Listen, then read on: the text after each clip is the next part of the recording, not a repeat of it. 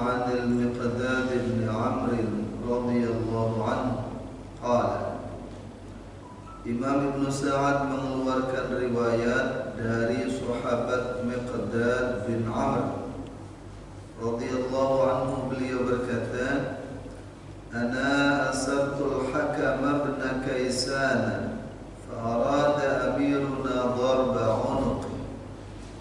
Saya, kata sahabat Miqdad bin Amr, telah menangkap seorang musuh Islam yang bernama Al-Hakam bin Kaisan. Kemudian komandan saya waktu itu berkeinginan untuk memotong lehernya, membunuh dia.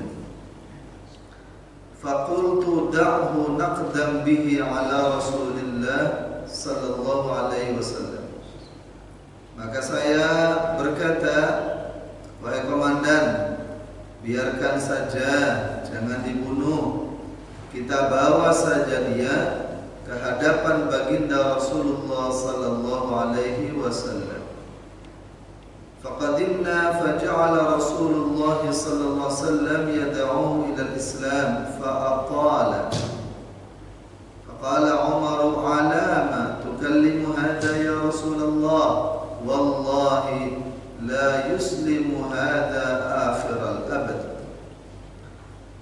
Setelah kami datang menghadap baginda Rasulullah sallallahu alaihi wasallam, maka baginda Nabi sallallahu alaihi wasallam mulai berdakwah, mengajak Hakam bin Kaisan masuk Islam.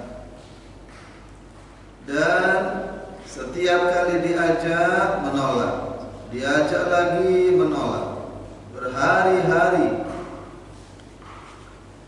Maka Sayyidina Umar bin Khattab radhiyallahu anhu berkata, Ya Rasulullah, untuk apa Tuhan bicara lagi dengan orang ini? Demi Allah, dia tidak akan masuk Islam selama-lamanya. Da'ni adrib unuqah wa yaqdam ila ummihil hawiyah.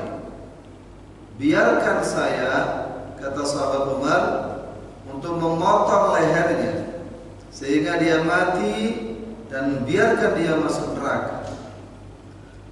Ja'ala an-nabiy sallallahu alaihi wasallam la yuqbilu ala Umar hatta aslama al-Hakam. Maka baginda Nabi SAW sedikit pun tidak terpengaruh dengan kata-kata Sayyidina Umar, tetapi Nabi terus setiap kali datang berdakwah, datang mengajak masuk Islam, sampai akhirnya dia masuk Islam. Faqala Umar, fama huwa illa an ra'aitu qad aslama hatta akhadani ma taqaddama wa ma ta'akhkhar wa qultu kaifa aruddu 'ala an-nabi sallallahu alaihi wasallam amran huwa a'lamu bihi minna. Wa qala Umar fa aslama wallahi fa hasuna islamuhu wa jahada fi sabilillah hatta qutila shahidan bi bi'ri ma'unah wa Rasulullah sallallahu alaihi wasallam radin anhu wa dakhala al-jinan. Kemudian Hakam bin Kaisan masuk Islam. Maka setelah itu Sayyidina Umar berkata, tidaklah ketika dia masuk Islam kecuali saya menyesal atas kata-kata saya sebagai satu ungkapan keputusasaan yang itu merupakan dosa. Dan saya berkata kepada diri saya sendiri, kenapa saya harus menghalangi baginda Nabi SAW untuk berdakwah kepada Hakam bin Kaisan, padahal baginda Nabi SAW lebih tahu tentang perkara ini. Hakam bin Kaisan akhirnya masuk Islam dan kemudian berjihad di jalan Allah sehingga mati syahid, meninggal dalam peristiwa Bi'ru Ma'unah, dan Rasulullah SAW ridha kepadanya dan dia pun masuk ke dalam surga. Hadirin para jemaah yang dimuliakan oleh Allah Subhanahu wa taala, kita tahu bahwa baginda Nabi sallallahu alaihi wasallam diberi tanggung jawab seluruh umat manusia. Wa ma arsalnaka illa kafatan linnas. Tidaklah kami mengutus kamu wahai Muhammad kecuali untuk seluruh manusia. Qul ya ayyuhan nas inni rasulullah ilaikum jami'an. Katakan wahai Muhammad, wahai manusia, sesungguhnya saya adalah utusan Allah untuk seluruh manusia. Wa ma arsalnaka illa rahmatan lil alamin. Diutus untuk seluruh manusia, seluruh dunia sampai kiamat. Sampai sekarang sudah 1400 tahun lebih. Tanggung jawab yang begitu besar. Tetapi kan Nabi sallallahu alaihi wasallam hanya diberi umur 63 tahun. Bayangkan dengan Nabi Nuh. Nabi Nuh yang dakwah hanya satu kaum saja dikasih umur berapa? 1050 tahun umur Nabi Nuh. Diangkat jadi Nabi umur 40. Hampir semua Nabi itu diangkat menjadi Nabi umur 40. Kemudian Nabi Nuh berdakwah kepada kaumnya 950 tahun. Falabitha fihim alfasanatin illa khamsina ama. 1000 tahun dikurangi 50, berarti 950 tahun berdakwah. Sampai Allah datangkan banjir.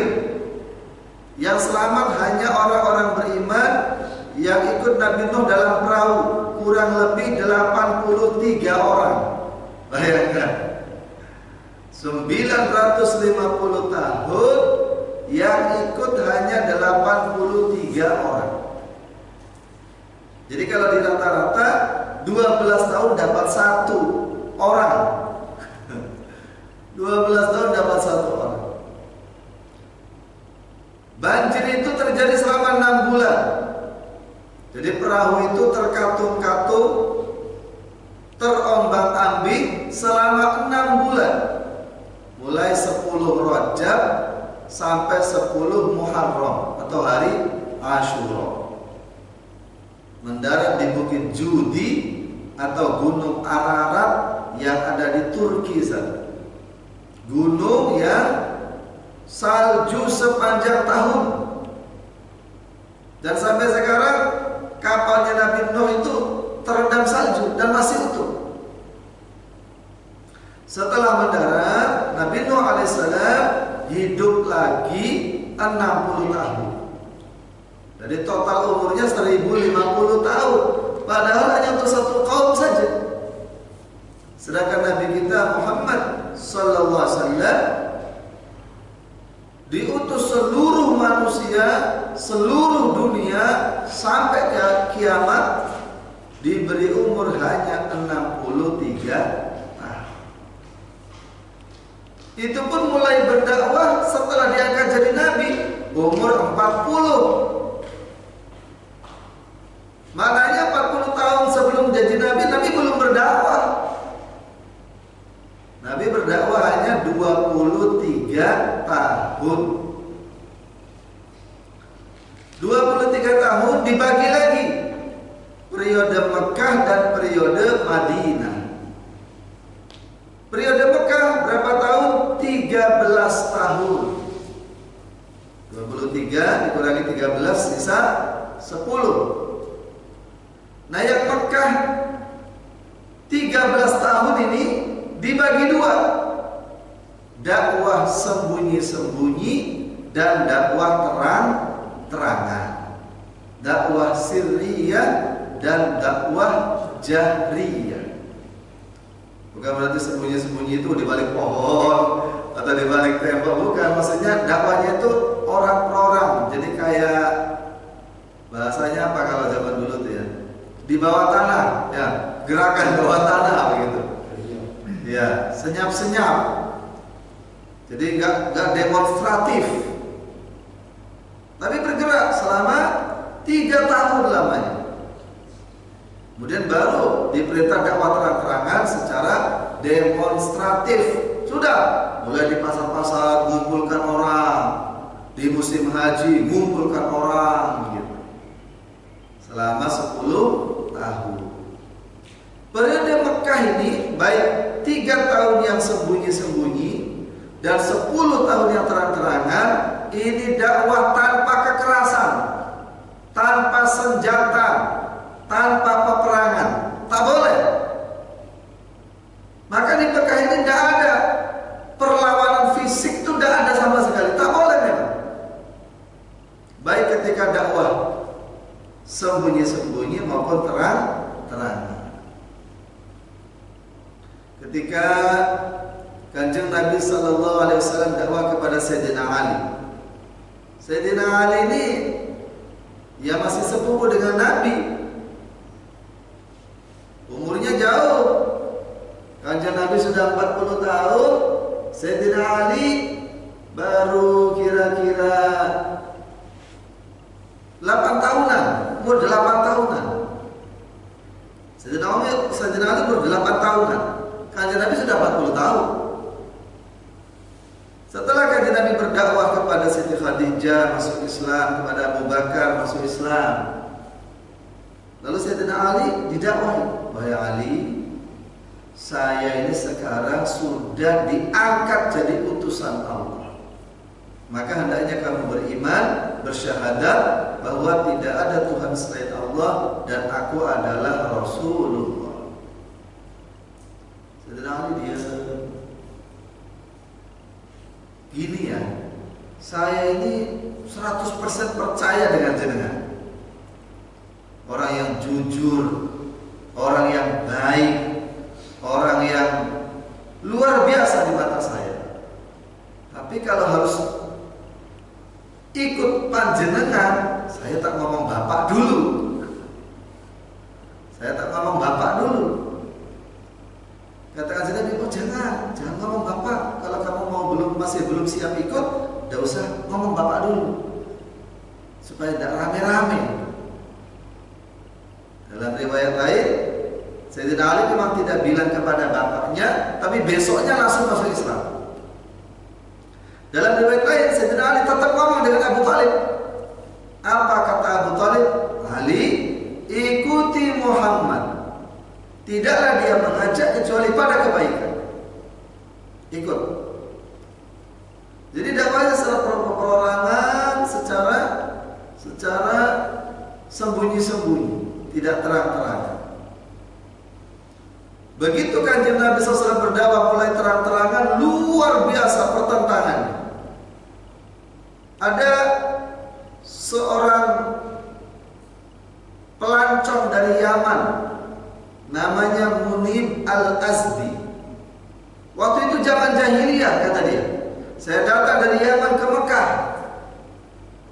Saya lihat ada seseorang yang gagah, yang tampan, pakaiannya bersih.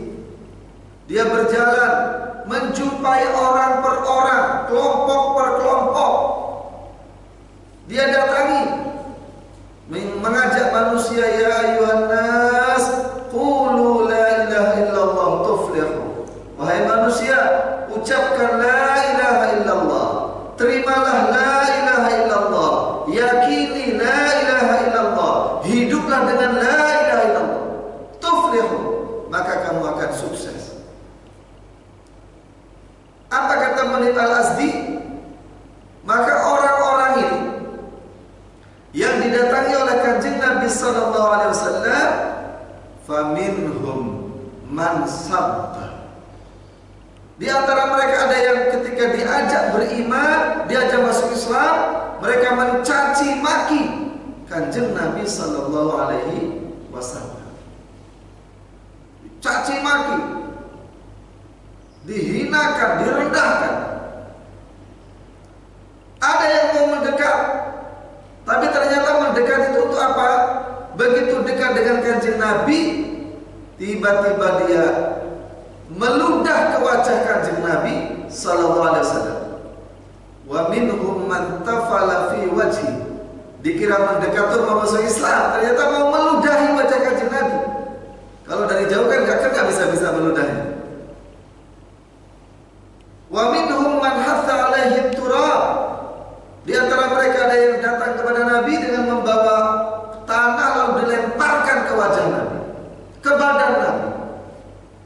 Bahkan di antara mereka ada yang datang membawa kotoran kuda, kotoran onta, lalu dilemparkan kepada Kanjeng Nabi sallallahu alaihi wasallam. Artinya apa? Ketika dakwah terang-terangan, maka penolakan, penentangan pun terang-terangan. Apa kata Imam Syafi'i rahimahullah? Kata beliau, kalau kamu ingin memberi nasihat atas kesalahan seseorang, jika dia berbuat kesalahan itu masih sembunyi-sembunyi, berarti dia masih ada rasa malu. Malu kalau dilihat orang.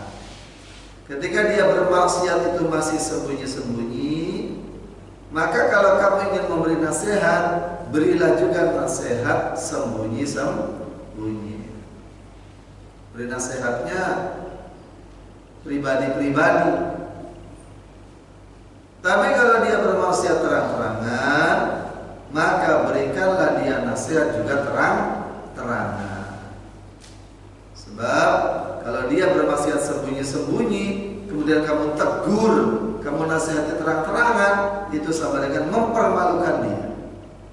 Yang akhirnya apa? Dia tambah berani bermaksiat dengan terang-terangan. Hadirin jemaah sekalian yang dirahmati Allah Subhanahu wa taala. Maka datang orang-orang kafir ingin menghentikan dakwah Nabi sallallahu alaihi wasallam. Wahai Muhammad, kamu maunya apa sih? Lihat nih, gara-gara kamu nih kita jadi bertengkar di mana-mana. Kamu telah memecah belah persatuan kita. Anak tengkar dengan orang tua, kakak tengkar dengan adik, tetangga dengan tetangga, gara-gara kamu nih. Kamu maunya apa sih? Kamu mencaci maki Tuhan-Tuhan kita, mencaci maki nenek moyang kita. Maunya apa? Kalau mau harta, kita akan kumpulkan harta, kemudian kami berikan kepada kamu sehingga kamu menjadi orang yang paling kaya di antara kami. Kalau kamu mau perempuan, kita akan carikan wanita-wanita yang paling cantik, kami nikahkan semuanya dengan kamu. Wes jalur epiro. Kalau kamu mau kerajaan, kamu mau jadi raja, oke, tidak masalah. Kita akan kumpul, kita akan musyawarah, kita akan kamu jadi raja. Mekah ini akan jadi punya raja, rajanya ya kamu wis. Sing penting ojo ngene-ngene lah, ojo kaca-kaca iki. Ribut kabeh dadi wong iki. Atau jangan-jangan kamu ini kena sihir, kena jin, kerasukan. Ya sudah, kita carikan dukun-dukun hebat untuk mengobati kamu. Maka baginda Nabi SAW bersabda, saya mengajak kalian beriman kepada Allah supaya selamat dunia akhirat. Saya tidak pengen perempuan, saya tidak pengen harta kekayaan, saya tidak pengen jabatan. Saya pun bukan orang kena jin, bukan. Saya ini waras, saya ini utusan Allah. Lalu Nabi SAW membacakan ayat-ayat Al-Quran, maka orang-orang itu tidak bisa. Begitu dengan Al-Quran tidak bisa ngelawan, langsung kelak gitu. Mukjizatnya Al-Quran ketika dibacakan kepada orang Arab masa itu yang tahu sastra Arab, tidak bisa. Ketika mereka datang kepada Abu Thalib, "Wahai Abu Thalib, ini ponakan kamu Muhammad, tidak bisa diomongi. Segala macam cara bujukan dengan lemah lembut, tidak ada yang dia terima. Sekarang kita mau keras-kerasan wis." Akhirnya Abu Thalib panggil Muhammad, "Ini kaum kamu, kerabat-kerabat kamu. Mereka sudah bicara lemah lembut dengan kamu, tapi kamu tak peduli. Katanya mereka sudah capek dengan lemah lembut." Apa kata Nabi, "Wahai paman, seandainya mereka meletakkan matahari di tangan kananku, rembulan di tangan kiriku, agar aku berhenti dakwah, saya tidak akan berhenti berdakwah. Saya akan terus berdakwah sampai Islam ini tersebar, atau saya mati dalam memperjuangkan Islam." Tuan-tuan yang mulia, inilah dakwah Mekah. Dakwah Mekah yang tanpa kekerasan, tanpa angkat senjata, tanpa peperangan. 13 tahun tak boleh.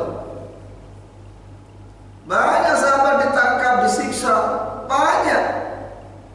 Bahkan banyak yang mati, tapi tak boleh angkat senjata. Akhirnya sahabat-sahabat berhijrah ke Habasyah, Ethiopia, Somalia, daerah sana. 2 kali hijrah ke sana sebelum hijrah ke Madinah. Kemudian setelah hijrah ke Madinah, setelah peristiwa Isra dan Mi'raj, kemudian orang-orang Madinah masuk Islam ketika musim haji, tahun ke-11 kenabian, tahun ke-12 kenabian, maka tahun ke-13 mulailah orang Islam hijrah ke Madinah. Di Madinah ada komunitas Yahudi yang mereka juga memusuhi Islam. Tahun pertama belum ada perintah angkat senjata. Tahun kedua baru ada perintah angkat senjata. Tapi perintah angkat senjata ini dibagi 2. Periode Madinah yang 10 tahun datang ayat "Udzina lil ladzina yuqataluna bi annahum zulimu wa innallaha 'ala nasrihim laqadir." Setelah ayat ini turun, ini ayat Madaniyah.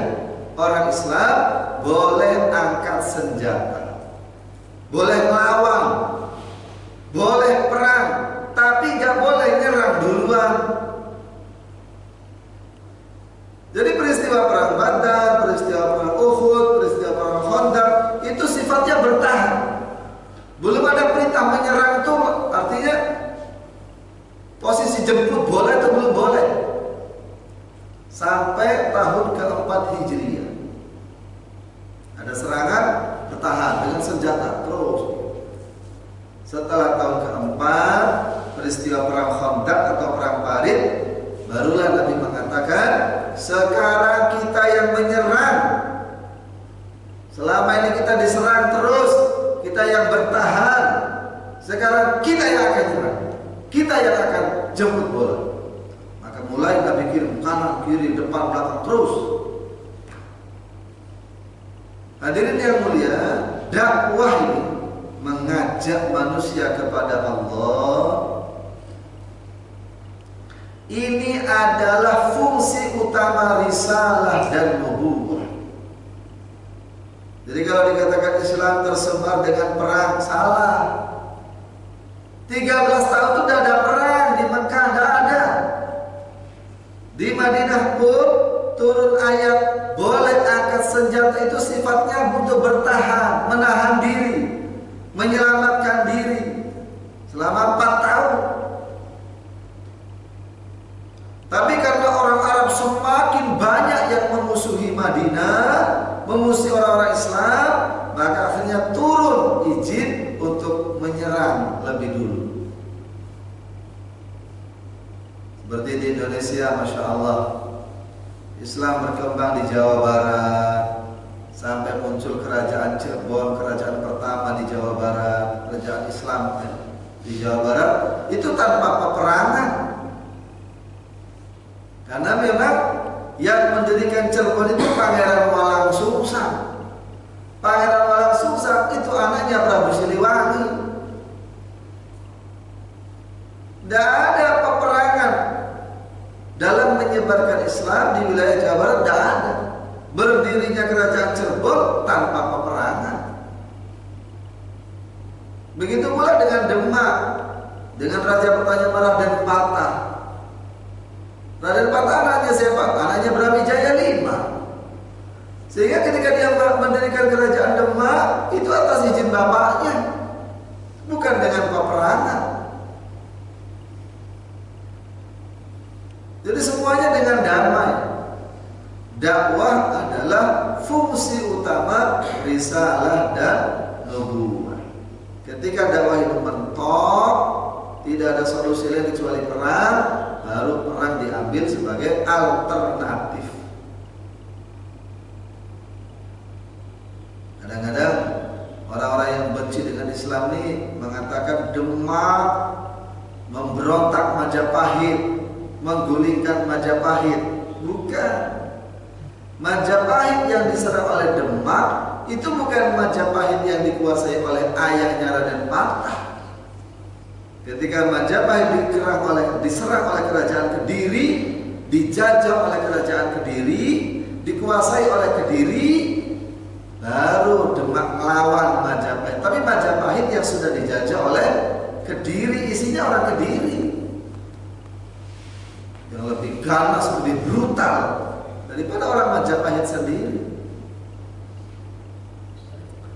Tuan-tuan yang dimuliakan Allah Subhanahu wa taala, lain kata sahabat Miqdad bin Amr, seorang sahabat Ansor, ketika kami di Madinah dan mulai mengadakan ekspansi ke kanan, ke kiri, ke barat, ke timur, dalam salah satu ekspansi itu saya telah menangkap seseorang yang bernama Hakam bin Kaisan. Maka komandan saya waktu itu ingin membunuh dia, karena Hakam bin Kaisan termasuk banyak merugikan orang Islam, membunuh orang Islam, banyak memprovokasi.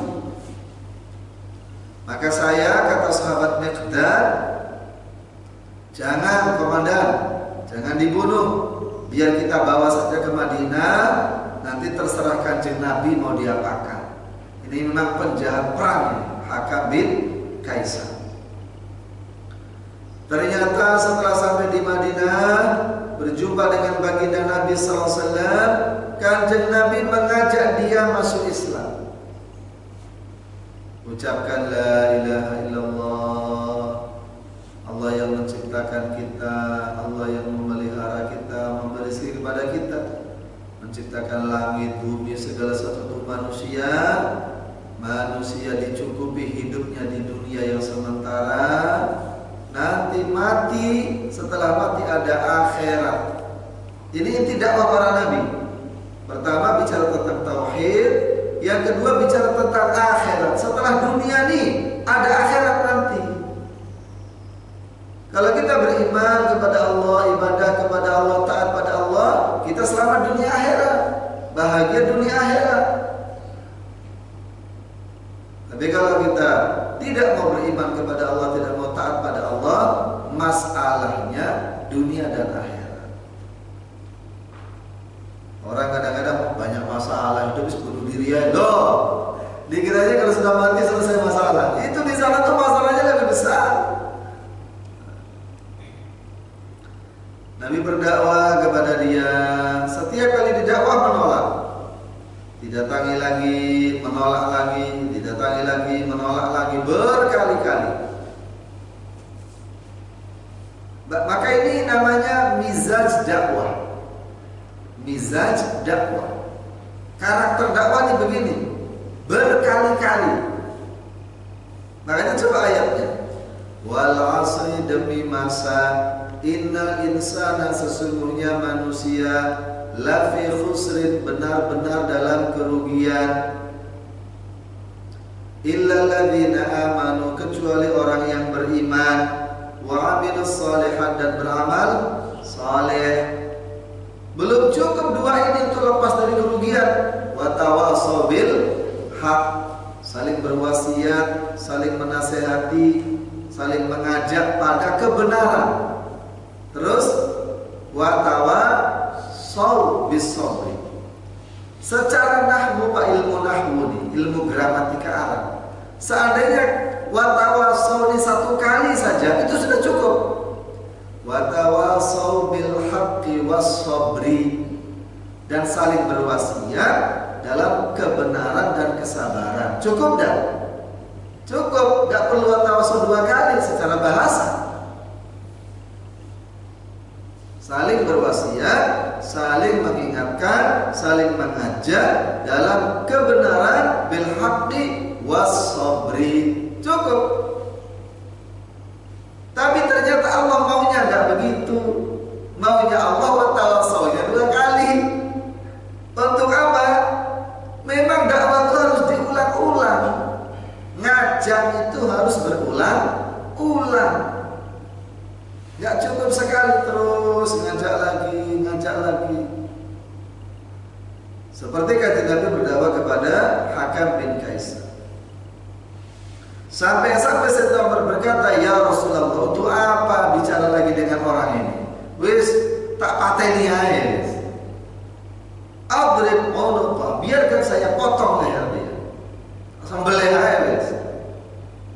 Biar dia mati masuk neraka. Nabi SAW tidak bergeming atas perkataan Sayyidina Umar dan terus berdakwah berhari-hari sampai akhirnya dia masuk Islam. Masuk Islam. Wiswaya, gitu. Wiswaya. Kata Sayyidina Umar, setelah dia masuk Islam itu saya menyesal luar biasa. Saya merasa berdosa betul. Kenapa saya menentang kanjeng Nabi Sallallahu Alaihi Wasallam? Kemudian Sayyidina Umar berkata, Hakam bin Kaisar itu masuk Islam, kemudian berjihad di jalan Allah, dan akhirnya mati syahid pada peristiwa Bi'ru Ma'unah, yaitu peristiwa Nabi mengirim 70 orang sahabat untuk mengajarkan Al-Quran, tetapi ternyata mereka ditipu. Mereka akhirnya diserang oleh musuh dan sebagian besar dibunuh di Bi'ru Ma'unah. Orang yang tadinya menentang Islam menjadi pembela Islam, bahkan meninggal syahid di jalan Allah Subhanahu wa taala. Sebagaimana Sayyidina Umar bin Khattab radhiyallahu anhu yang awalnya membawa pedang, menghunus pedang, berjalan dengan terang-terangan untuk mencari kanjeng Nabi. Waktu itu Abu Jahal bikin sayembara.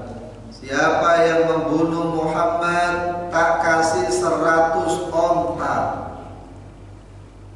100 onta. Kalau satu onta itu 50 juta kali 100 berapa berarti? 5 miliar. Apa 50? Miliaran itu. Ternyata di tengah jalan dicegat. Mau kemana ya Umar?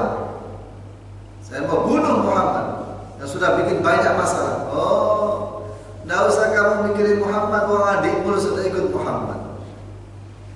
Singkat cerita, Sayyidina Umar dapat hidayah di rumah adiknya, kemudian pergi ke rumah Arqam bin Abil Arqam masuk Islam, dan sejarah kemudian mencatat sahabat Umar yang awalnya ingin membunuh kanjeng Nabi, beliau meninggal dunia, kuburannya bersebelahan dengan kanjeng Nabi Muhammad sallallahu alaihi wasallam. Tuan-tuan yang dimuliakan Allah Subhanahu wa taala, maka kanjeng Nabi sallallahu alaihi wasallam yang hanya 23 tahun memperjuangkan agama. Lahirnya Kanjeng Nabi adalah lahirnya perjuangan, hidupnya Kanjeng Nabi adalah hidupnya perjuangan, matinya Kanjeng Nabi adalah jangan matinya perjuangan. Hidupnya Kanjeng Nabi hidupnya perjuangan. Hidupnya jihad. Bahkan jihadul akbar. Wala tuti'al kafirina wajahidhum bihi jihadan kabira. Jihadul akbar. Ayat ini turunnya di Mekah, Pak. Berjihadlah kepada orang kafir dengan jihad yang besar. Al-jihadul kabir. Ternyata di Mekah itu 13 tahun tidak ada perang, tidak boleh angkat senjata, itu tak boleh. Terus jihadul kabir, jihad akbar itu di mananya? Ya di dakwahnya itu. Dakwah itulah jihadul akbar. Jihad besar, mengajak manusia iman pada Allah supaya selamat dunia dan akhirat. Itulah jihadul akbar. Maka orang-orang Yahudi itu, Pak, di Palestina itu kalau mereka didakwahi dulu sebelum diperangi, itu mereka takut, Pak, nggak berani melawan. Jadi kalau pasukan Islam sebelum perang mereka dakwahi dulu, baru perang, itu mereka takut, pada sembunyi. Tapi kalau langsung diperangi, tambah mencak-mencak itu. Kenapa? Mereka tahu kalau mereka didakwahi dulu, kemudian setelah menolak baru perang, maka Tuhannya orang Islam ini akan turun tangan, akan membantu. Ada seorang kiai saya, Masya Allah, naik bis. Waktunya sholat, bilang sama supir, "Pir, berhenti sholat." "Jauh usah, harus nanti aja," gitu kan. Terus maju lagi, "Pir, berhenti sholat." "Gak usah, nanti aja, tangguh." Terus kemudian caranya dirubah. "Pir, kita ini orang Islam. Orang Islam itu wajib sholat. Tidak boleh sholat ditunda-tunda. Kita inilah hidup, dihidupkan oleh Allah. Hari-hari makan rezeki dari Allah. Masa lupa sama Allah?" Nah, itu namanya kalimat dakwah tuh begitu. Mengingatkan manusia kepada Allah. Masa sholat 5 menit 10 menit udah bisa. Itu, Pak, mesinnya mati. Mobil itu lagi jatuh, mesinnya mati. Pas di pinggir kolam lagi. Ada kolam besar di situ, akhirnya pada turun. Ada yang wudu, ada yang sholat, ada yang macam-macam. Begitu selesai pada sholat, itu mesinnya hidup lagi.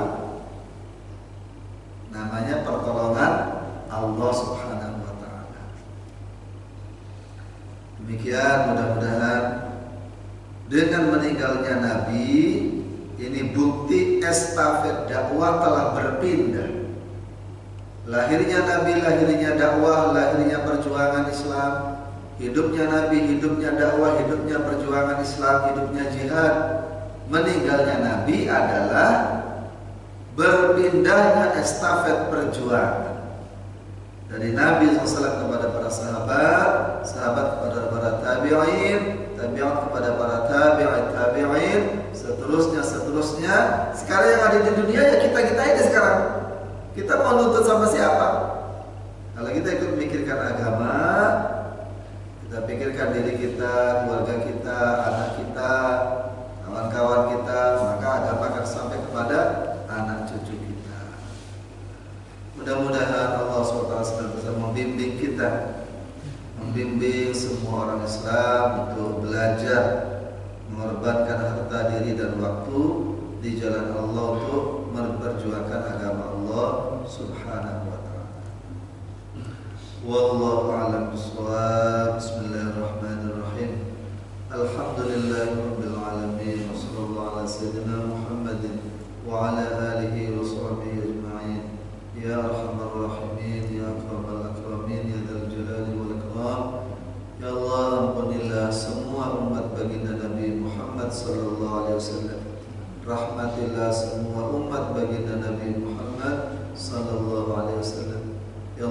dan hidayah kepada semua umat baginda Nabi Muhammad sallallahu alaihi wasallam.